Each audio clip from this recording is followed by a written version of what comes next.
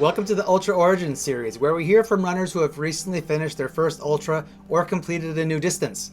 In these conversations, we celebrate regular people who are doing hard things. There's a lot we can learn from and be inspired by, from people just like you.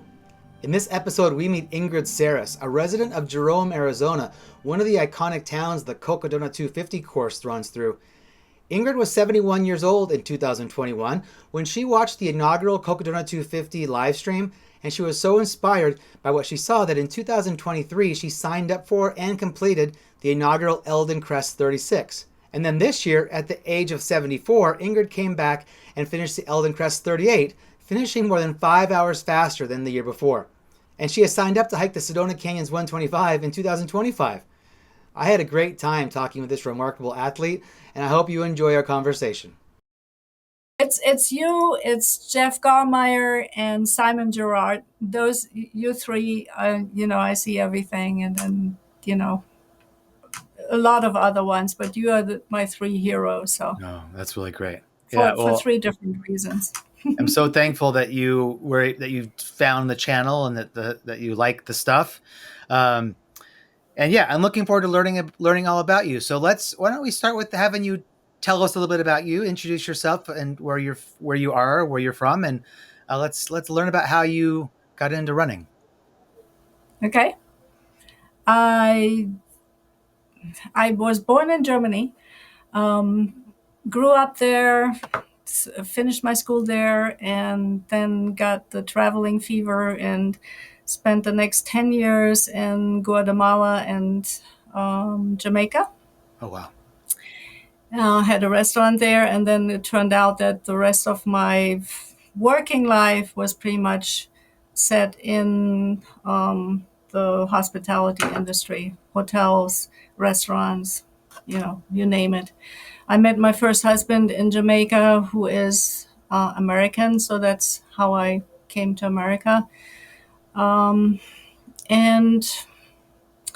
in 2010, we bought a hotel in my second husband and I bought a hotel in Jerome, and that's how we now live in Jerome. Beautiful little mining town in northern Arizona. Yeah. And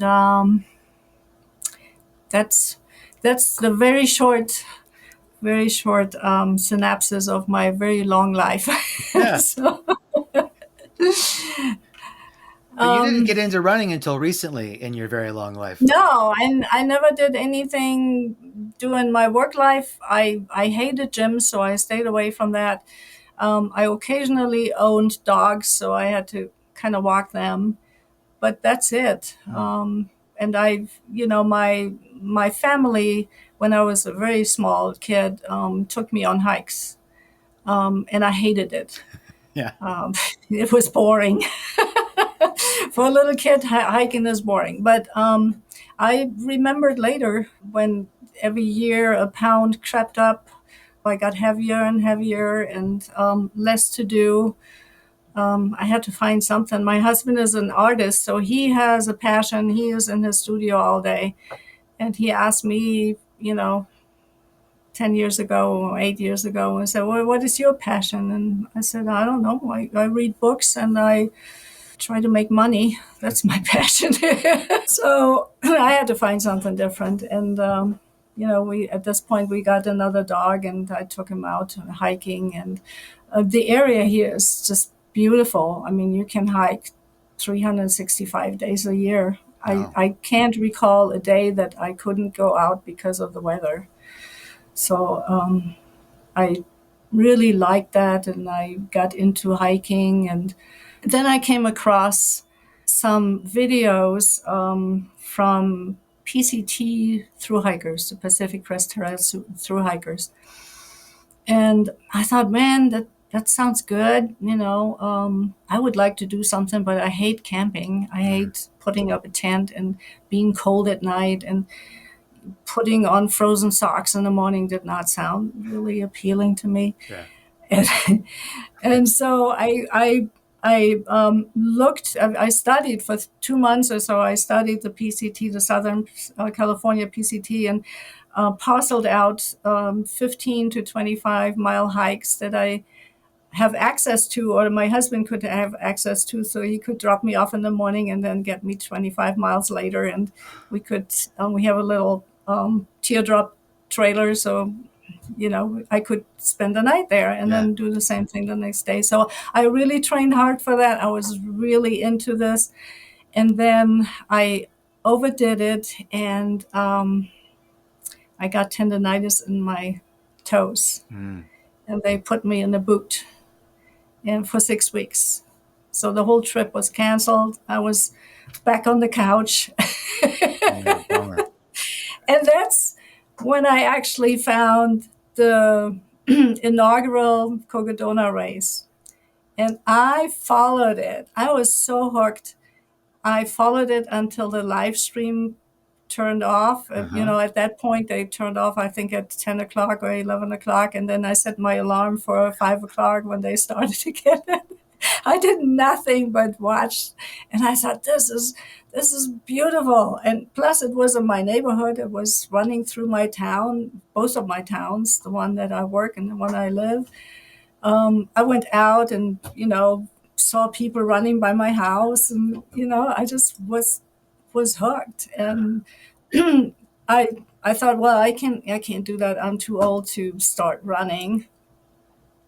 But then I kind of looked at the cutoff dates and I said, this is strange, that they only do really 3 miles an hour on an average. Yeah. Now, taking that, you do have to sleep and you do have to eat and you have to change some stuff, and go to the bathroom. But still, it's doable. When I hike pretty fast, and I usually do 3 miles with no problem. Yeah. So I thought, well, maybe that's something to look into. And I did look into it. And then when they actually, I think in 2022, they added the 2 other races, the Sedona 125 and the Eldon Crest 38. And I said, well, I'll just sign up. It was like, as soon as they announced it, I was on the website and signed up and told my husband later, and he said, you're crazy. And I said, I know, but I'm signed up. I paid for it. So now I have to do it. Wow. Had you ever been on any of, so the Eldon Crest 36, the first year, went from Fort Tutt Hill into the Flagstaff finish. Had you been on any of the trails up there before? Yes. Oh, okay. Yes. Some of the trails, just, for fun. Mm-hmm. I recognized them. And I did, once I signed up, I took it seriously, or let's say semi-seriously. I made 2 trips to Flagstaff to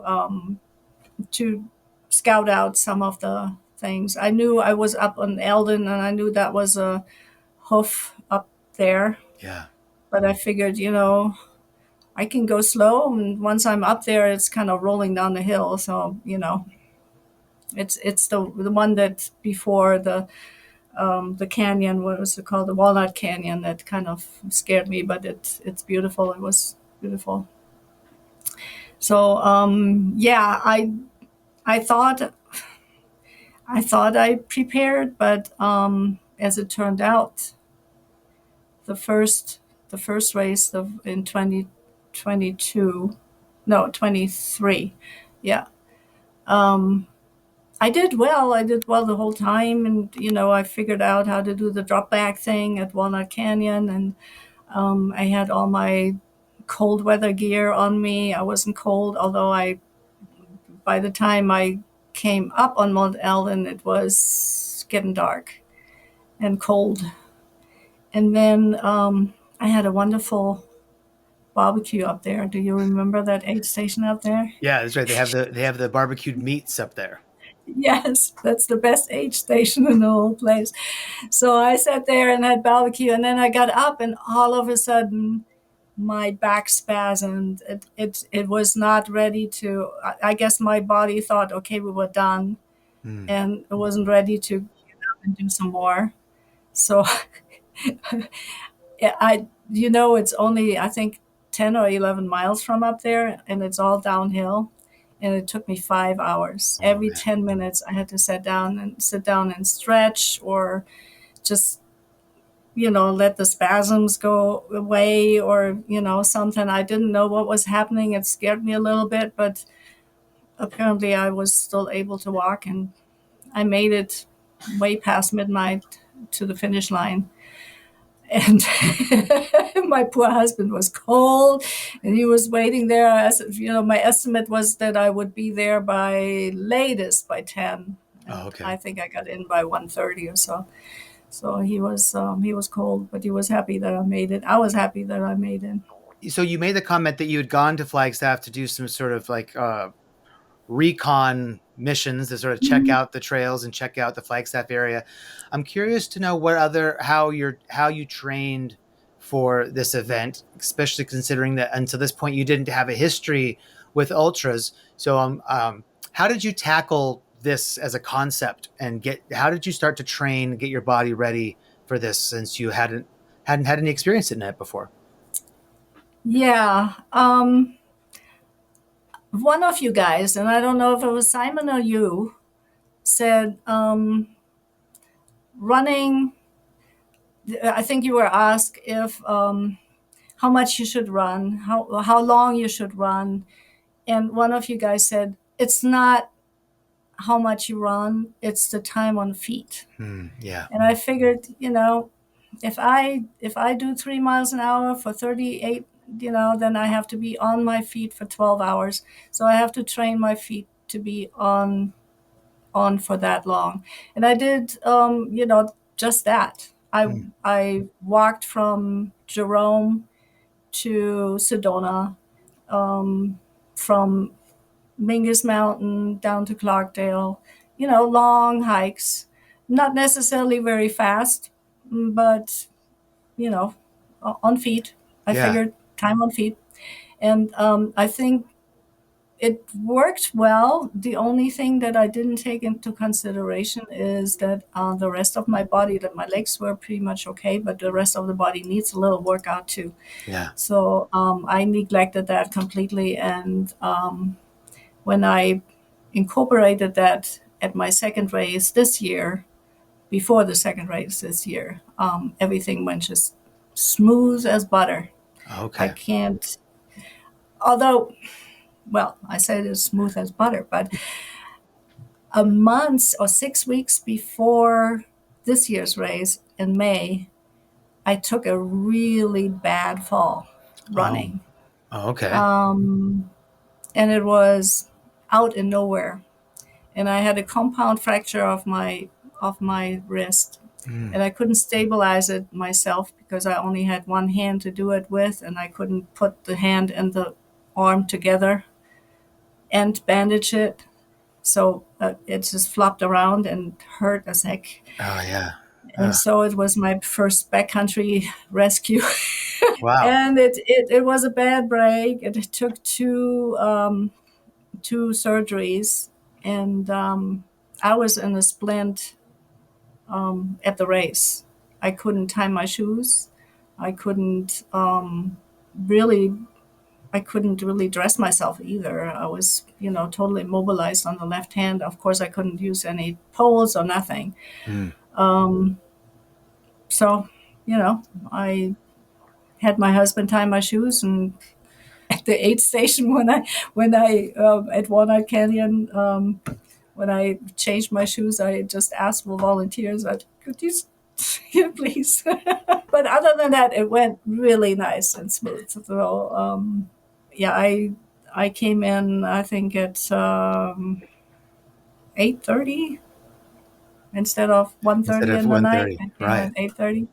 So that was right. And actually, I called my husband when I came out of Buffalo Park, and I Hmm. said, I'll be there in about 20 minutes. And I was so fast that he didn't make it. He didn't Oh, see me really? finish. Yeah, Oh, no. How sad. I know. So that was fun. Um, yeah, and then I figured after that, I don't really want to do that again. It's been there, done this. I can maybe shave off another hour or so, but it's not a challenge anymore. So that's when I signed up for the, you know, Sedona 125. So that will be an adventure because I'm not planning on running through the night. Uh-huh. I think I'll do it, I run 14 hours a day and then I go home and sleep and come back. I have Sedona. I think I can bail out and then Flagstaff again at Fort Tuthill. Well, I know I need to do it's 125 miles. I have 3 days to do it. So that's a little over 40 miles a day. And I did that at Eldon Crest. So I just have to do it 3 times in a row. Yeah, that's right. So Yeah. that's my reasoning. We'll see how that works out. Well, I think it sounds like a perfectly reasonable theory. I know that when they had Sedona Canyons the first year, a friend of mine ran it, and he had a fairly similar approach. He hiked it, and then I think the 2 nights he was out, he got off the course and went to either a hotel or to a friend's place and slept in a bed. And it's one of the things I love about the Sedona Canyons event is that the very long cutoff time opens up Yes. that distance to all kinds of people who may Yes. not be able to make a normal cutoff time in a normal 100-miler. So yeah, you've got all kinds of time. You can you can go home and sleep in your own bed during a race. Yes. That's just remarkable. Yes. Well, So that's because I'm lucky to live here in true. this place, But I do think if the race organizers would think it over, it would actually benefit a lot of people. Um, Easier cutoff times, more lenient cutoff times. It would attract more people to it. Not only old people like me, but also people who just start. I mean, when you as a just starting to run and do something, you get intimidated by the cutoff times. Yep. So that's something I really plead for is like, give us something, Yeah. I mean, we don't have to prove anything anymore. I'm certainly not running for the podium, but I don't want to be the last one either. So, Yeah. Well, could we talk a little bit about how you did train differently for your second time at doing the Eldon Crest? You said that it went much better for you. So, can you detail your training, a typical training schedule, and some of the things that you are doing to train the rest of your body besides just your legs? So, how you got ready yes, for this year's Eldon Crest? just mobility training, definitely. Specifically, I went to PT and had them explain to me what I can do in order to strengthen, especially the shoulder muscles that were spasming. So I did those exercises. I went into the gym, although I hate the gym. I went to the gym religiously twice a week just to do upper body workout. And then I also was a little more rigorous in terms of hiking. I hiked short hikes Monday, Wednesday, and Friday, and then really long ones on Tuesdays and Thursdays because I had my husband available on Tuesdays and Thursdays to pick me up from wherever I ended up at. Okay, yeah. I didn't have to plan out a route that gets me back to my car, which is kind of hard. Mm-hmm. Yeah, sure. So yeah, I had a calendar where I wrote down what I did, and I aimed for the 4 months out. I started 4 months out, and I aimed for 40 miles total the first month, 50 miles total the second one, 60 and 70 the fourth months. And that seemed to be good because I was also afraid that I redeveloped the tendonitis. So I had to kind of do it easier, Right. Yeah. And this year for the Sedona one next year in May, I'm actually starting to train now because I'm a little bit, 40 miles, 3 days in a row. Right. That's quite a bit. And I used to, I used to run obviously, because I hurt myself running. But I don't know how you get, the young guys, they fall all the time and they don't do anything. They just have like little blood running down or, something. Every time I fall, I break something. And that's the handicap when you're getting my age. I I just read a psychoanalysis that being 70 years old is like being a 30-year-old that drank 5 drinks. Oh, So really? that's how your balance is. That's how Oh, your reaction time is.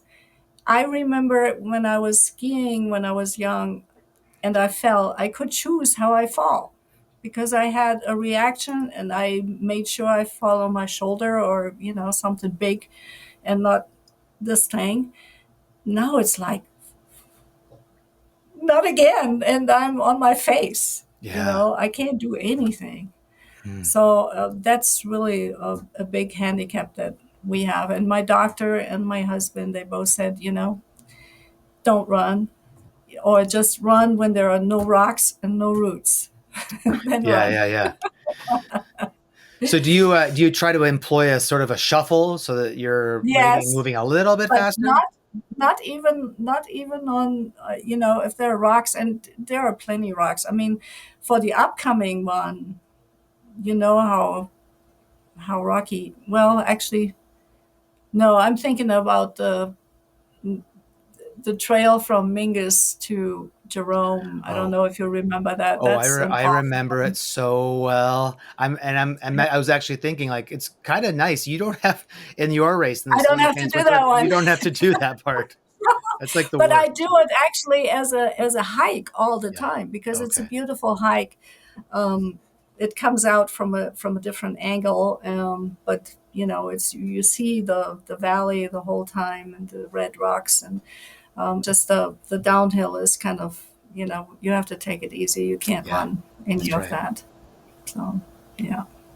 Well, definitely good training for your body and for your feet too. I mean, one of the things that I try to do a lot of training with, although it can be difficult, is to try to find a rocky surface to get my feet used to the rockiness as I train for Cocodona. And I think your feet are so well. I'm That's assuming that's all we acclimatized have to is that. rocks here. That's right. Your feet would freak out if they were running on flat, smooth ground. I know I looked at Jeff Gallmeyer's um, page, not what is a tracker, and I told my hiking buddies on that day, let's go up there, and he's coming down from Mingus right now, so let's go and do that hairy one. Uh-huh. And he later we met him and we talked to him, and later in his podcast he says, I come down this really hair-raising thing, with all rocks, and there are 3 older ladies. They're saying, "Hi." It's I like, love it. what are they doing there?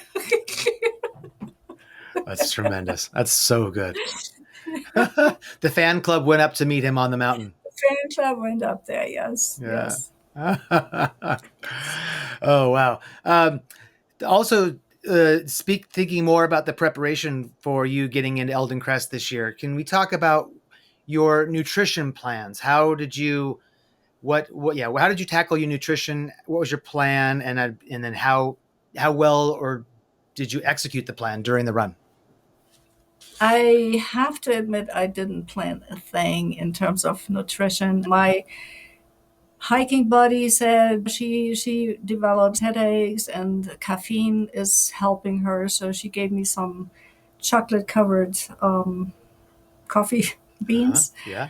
um, and I yeah, the first race that I did, the Eldon Crest, I was kind of disappointed at the Walnut Canyon aid station, the food there, because that would have been my main nutrition stop. Yeah. And that's how I planned it. I ate a breakfast, normal breakfast, and then I said, well, I'll be at Walnut Canyon sometime in the early afternoon. I'll get get a good food there, and I don't need anything more until I'm up on Eldon. And that didn't work out because the food that I had was not sufficient. So I Okay. was running a little bit on empty. The second time, of course, we didn't have to do Eldon, so um, and I just packed sandwiches. Oh, okay. Yeah, yeah. I don't. I we got when we got our race package, we got these gels and things, and I tried it and I hated Oh, yeah. it. Okay. I figured, my stomach is pretty good. I never had any problems with that, so I just stick with what I normally eat, which is a good breakfast, and then have a good sandwich in my backpack, and then eat dinner. You know, and if the aid station is like the one on top of Eldon, there was plenty to eat, plenty good stuff too. So yeah, it kind of is involving. I also have a lot of nuts always on me that I nibble on when I feel like a little on empty. Hmm. And of course, I didn't take into consideration that I should probably have some electrolytes after a little while because Yeah. I'm sweating. Uh-huh. That was also the first year. I think that's the spasms were also kind of exasperated because I didn't have enough salt in my system. Yeah. So now I'm doing be a little bit more prepared of having some electrolytes on me that I can put in my water. But that's pretty much it. I mean, I'm not I'm not I I don't see myself as an ultra runner. I just see myself as a crazy hiker. So, Okay. Yeah. I guess you're hiking these events, and so you're completing them. So you are finishing these ultra marathon events, but yeah, I guess you're not running them. So the semantics of how to define you is perhaps the tricky part. I right. suppose. I don't deplete my body as much as somebody is, who runs the whole way and um, doesn't get any sleep and starts hallucinating and Right. gets cramps and all that. So, I'm just more like a long distance hiker. How about your other hiking friends that like, especially the rest of the fan club that went up with you to meet Jeff Garmeyer? Are any of them interested in following your steps and doing either Eldon No, Crest or? they all say I'm crazy. Yeah. They don't even want to be a pacer or anything on the Sedona because I'm allowed to have pacers at the Sedona Canyon one. Yeah. But no, they draw the line at about 8 miles.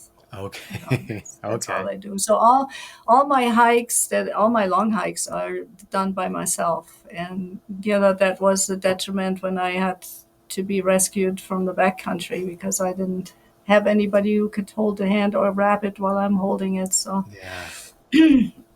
that's a problem, and I'm falling in the category that are not very many people. I mean, I could join a running club, but they're running away from me. I Right. could join a hiking club, but they just hike 8 to 10 miles, and you know, they might. I don't know. It's. I love hiking by myself. I absolutely love it. For me, it's kind of a meditation. Um, People always ask me, "What are you doing out there for 12 hours? What are you thinking about? Isn't it boring? Aren't you afraid?" And I just love it. Hmm. I can't remember when I finished 12 hours what I thought because it's like after a while, first you go through what the day's problems are, and then you just kind of thoughts come and they go and they come and they go, and it's meditation for me. Yeah. It's perfect. I don't know how it's for you. I mean, you don't people ask you too the same question? What are you doing out there for days and days on end? I have had friends ask me, what is it that I think about, and It's so funny because whenever I am out doing an ultra, like midway through Cocodona, it doesn't even cross my mind to ask myself, what am I thinking about? Because it's hard for me to know what I think about because I don't think about very much. I feel like I really try hard to just only think about like my entire job right now is to get to the next aid station and move my feet. I don't have to think about anything else. And Right. I find it to be very meditative. I I relax in that space because in normal life I feel like I have plenty to be stressed out about, and so I it's a vacation of the mind to go and run an ultra because for that time I don't have to worry about the real world anymore. And so Yeah. don't think about very much. I don't think. Yep.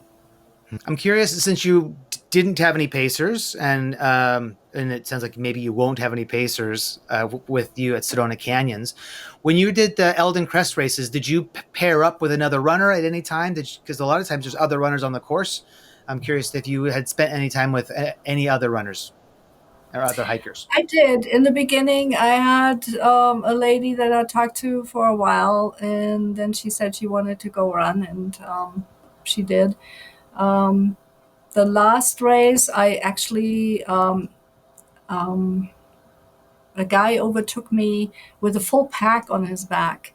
He didn't look like a racer, so, and he had a tag on him. I think it was a PCT tag or an AT tag. And I said, are you part of the, so to his back actually, because he was already past me, Mm-hmm. are you racing this? Or, and he said, yeah, I'm racing it. Um, I said, well, I just asked because you have a full pack. And he said, yeah, I'm doing this. And he looked around to me, and I said, I know you from somewhere. Where do I know you from? And he said, well, I hiked the PCT 2 years ago. And I said, well, that's where I know you from. I followed him the whole PCT. He had videos from his Oh PCT my hike. gosh! Wow. So he says he's a vet and he has problems with integrating into society, and on a day-to-day basis. So he takes time out to chill out. And Hmm. he said, he doesn't have that much money, but he wanted to do and so he did actually the Sedona one when he passed me. So Okay. we talked for about 30 minutes, and I Oh. loved it because he was so familiar to me that it was fun to kind of reminiscent about Yeah. his other hikes. And then another person came by, and he was huffing and puffing, and we were talking. And it turns out he's a well-known guy from the Arav, what is it called? Aravipa. Aravipa, yeah, the running company. Yeah. And he does I think he does the Sedona. He did the Sedona one. He did the whole Cocodona once, and the inaugural one, and he was the last one coming in. Okay. So ever since then, he is the one who is given the, what is it called? The The DFL. dead last, Yeah. the yeah, the medal that you get when you're the last one. So he is the dedicated person who does that Oh for every man. race.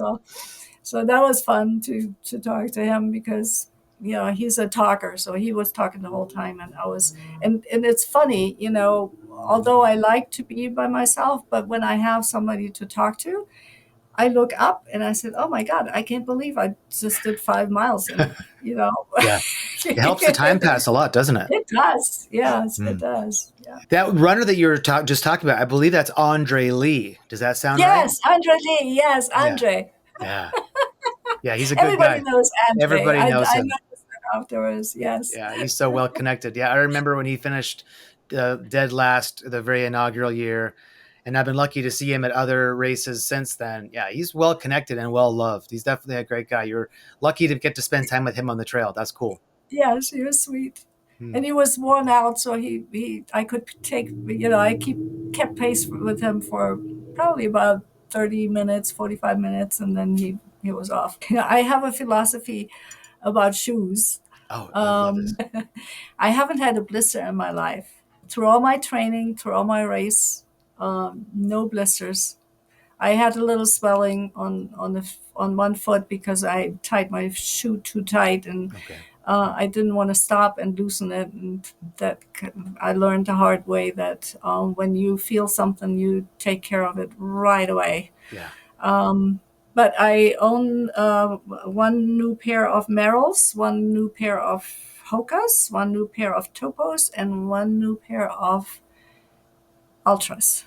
Okay. And I wear them I alter every day at another pair of shoes. Okay. And ever since, ever then, I don't have, I mean, sometimes I choose a particular pair, especially when it's very, very rocky and very, very steep. I use my Merrills because they have a deeper tread, and they're supporting my ankles a little better, and the plate is a little stiffer, Okay. so I don't feel all the rocks. But other than that, it's like a next pair, next pair, next pair. And other than my hydration pack is an REI pack that was cheap. Okay. My poles are REI poles. My hoodie is an REI hoodie, so I should be sponsored by REI. Yeah, you should. So yeah, not very much thought is getting into it, other than I don't want to be too hot or too cold. Did you find that you had to change much about your clothing during the Eldon Crest? Because I know you mentioned you started out in your jacket. Did you need to shed the jacket at some point, or put on additional layers? Mm, I was I picked up, since I only could pick up a drop. Did a drop back at Walnut Canyon, and it was 2 o'clock in the afternoon. I had to be prepared for a night run, and so I had to have my puffy, and I tied it around my back because my hydration pack or my running pack is not big enough for the big puffy. I have a Oh, really old down puffy that I could have a t-shirt on, and it's -20 and I'm not cold, so I love it. yeah. Sounds like a good But jacket. it was, I had to tie it around my waist, so it was kind of hot for a while, but I was glad I had it. Yeah. I had gloves and I had a hat, because once it got dark on Mount Eldon, it got cold Yeah. fast and the Yeah. wind started blowing up there. So yeah, I was really happy to have everything on me Hmm. that I had. And another thing, you asked me once, or on one of the things, was like, what was the most beautiful part of the race? It was actually the view. First, you saw the sunset from Mount Eldon while I was starting the ascent, and then once I was on top, it was dark, and you could see Flagstaff all lit up on the bottom, and it was beautiful. I still have a picture of that hanging in my studio. It's a very special memory. Did you have Yes, any low points along the way? not really. My Yeah. my stomach kind of got upset for a second, and I had to run in the bushes. Um, so that was kind of, it was like, oops, I hope that doesn't happen more often. There's not always a convenient bush, Yeah. right there. So, but no, I don't really, and that all, yeah, of course, doing the spasm thing, that was all low because I dragged myself, from rock to rock where I could sit on, but I don't dwell on things like this. It's funny. I remember the last video you did of the DNF that you had on the Divide 200. Mm-hmm. You said it was just no more fun, and you just didn't think it would be good to finish or to push yourself. So I feel like I'm either in it and I'm finishing it and I feel okay about it. But if I don't have fun, I stop, Yeah. you know, because why am I doing it? It's only for me. I'm not doing it for anybody else. Hmm. Yeah, well, I can imagine it must have been pretty special to finish the second time Elden Crest and have such a faster time than the first one, and also having had a better experience in terms of not having your back seize up or any of those Yes. major problems. And I'm thrilled that you're planning now to take it to the next level at the Sedona Canyons 125. Uh, when you look at this whole journey, and having gone through a couple ultras and now going into this new distance, uh, how do you reflect upon this journey at your age, doing all these big adventurous things? Do you feel like what you're doing could be replicated by other people who are at a similar age in life that you are? Yes, definitely. I mean, you have to be in reasonable shape, but you can get there if you're not. And you have to be, I think the only prerequisite is you have to be disciplined, because you do have to go out there when you don't feel like it to train. Yeah, You the know, I training mean, there were consistency. many mornings where I was tired and Hmm. I didn't want to get up. And, um, in the winter it's cold in the morning. And, so there are a lot of reasons for not doing what you what you need to do. Yeah. So, yeah. And then it helps when you're competitive, not so much with other people, but with yourself, Hmm. when you want to achieve something that you haven't done before, that you're excited, that you are excited about doing something that you haven't done. So that's my drive, I think. But other than that, I mean, everybody can, and you have to have time, and that's good for us old people, because that's really the only advantage we have, compared with you guys. We don't have to work anymore 8 hours a day. We Yeah. don't have the stress that you guys have. Um, so we have all the time. Hmm. We break easier, we stumble easier, we heal longer, but we have all the time. So we can train a lot more than you guys can. Yeah, I guess you do have that advantage. And the fact that Yes. you're already training now for the Sedona Canyons 125, is that's a lot longer lead time than you gave yourself for the other two races. Am I understanding that correctly? Yes, but what I meant was I'm training now is usually the summer in Arizona is like off season because it's too It's too hot. hot. Yeah. You have to get off the trail by noon latest. Otherwise, and I'm not doing well in the heat, so I'm not somebody who could do the what is the one in Nevada or in Utah, the bad water. Oh, I mean, yeah. I would die. Yeah. I would die. I would melt. So no, that's so. But I force myself, and there comes the self discipline. I force myself to get up at 5 o'clock in the morning and get out, so that I can do hikes and be back by 12 and have done, 10 miles at least. Yeah. 12 miles maybe. Um, so I wouldn't have done that if the race wouldn't have done. Then I would just get up and do a 6 mile hike or a 4 mile hike and call it a day. Do you have to do With anything reason. special for recovery? We didn't talk about how you felt after the Elden Crest this year. I'm curious you mentioned you didn't have any blisters, which is so awesome. But did you have any other niggles or soreness that you needed to work out, or not? No, because the first time when I had the swollen ankle, I had to kind of ice that and rest it for about 3 days. But this year, I had no downtime at all. Oh, okay. Um, I slept in the next day, drove back to Jerome, so I didn't do anything. But the day after, I was out with my girls to hike. So, they wanted to hear about the race, so I had to talk about that. Yeah. Yeah. Well, I was just, I guess I kind of imagine that the lower intensity of keeping the hiking pace, um, would be less impact on the joints and muscles in such a way where I would think that it would be easier to recover from. You wouldn't necessarily have so much downtime. Sounds like that's And what that is the whole idea. I don't, at my age, I don't want to damage my body any more than it's already damaged Yeah. by age, so I don't want to do anything that hurts me, Yeah.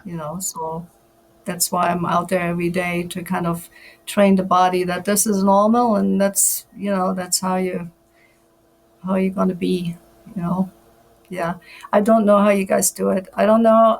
I don't know how I feel about it, especially for the ones like Simon who is doing 100 every month. Yeah. Right. It can be good for the body. It can't be. I hope it's not biting him in the rear. I know that this last year has been rougher for me. My cocodona recovery was more difficult as I've had lung issues. I think something happened that I breathed in down there. So hopefully I'll get some answers. But yeah, I kind of feel like all this stuff is catching up just a little bit. I'm getting older, and my body isn't quite bouncing back like it did just even 4 years ago or 3 years ago. Hmm. But at the same time, I'm not going to necessarily. I might slow down. I might do fewer races, but I want to keep going with it for a while because I just love this community and I love the feeling of being in these events and being at the starting line as well as being at the finish line with all of my Yes. favorite people. I have so much joy, and so it's certainly something that I look forward to. Yeah, I agree. I really love it too, and it feels really good when you finish it. No matter how your body feels, it does something to your psyche. So I don't see myself quitting anytime soon. Oh, good. Well, it's been so wonderful to hear you talk about your journey and getting into this sport. And I will be looking for you at Jerome this next year when I'm running Yeah. Cocodona and I come into Jerome at this, in time to see the 125ers start. I hope I get to see you there and see you on the Actually, trail. you will probably be past it before they start, right? Well, my goal Usually. is actually to get to Jerome for the start because my wife is signed up for the 125. So the Oh, plan is I will meet her in Jerome and then we will do the second half of the Cocodona course together. oh, that's so cool. Then I'll probably see you at So the yeah, starting line. exactly. I'll be Yeah, looking for you. Yeah. very cool. Well, thank you for talking to me. It was fun. Yeah, good. Well, thank you for joining. It was really great to speak with you on Ultra Origins. And yeah, I look forward to meeting you in Jerome and I look forward to seeing you at the finish line as well and welcoming you as a 125-mile finisher. I can't wait. It's Take going to be care. great. All right. Thank you. Bye-bye. Thank you for sharing your story, Ingrid. I'm excited to meet you in person in May. If you've recently finished your first ultra, or if you've recently completed a major new distance and would like to share your story here in this series, go to onwardendurance.com and click on Ultra Origins at the top of the page. Thank you for watching. I look forward to sharing more Ultra Origins stories with you.